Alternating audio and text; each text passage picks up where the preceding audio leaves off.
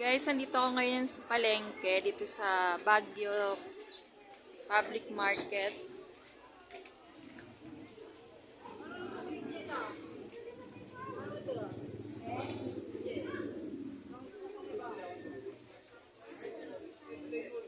Ayan, dito bilihan ng mga souvenirs, guys.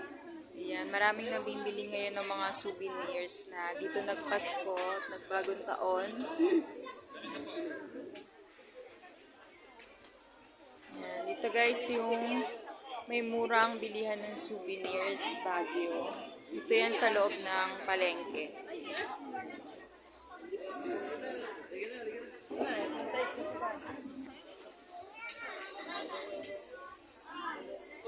Isang mahabang diretso to guys, sa puro bilihan lang siya ng mga pasalubong. Yan, dito guys yung mga pagkain na sikat dito sa Baguio.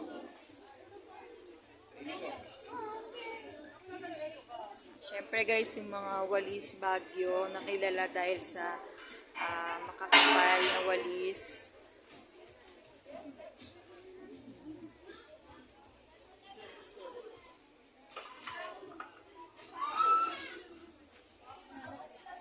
Marami pa dito guys makikita, pwede nyong pampasalubong.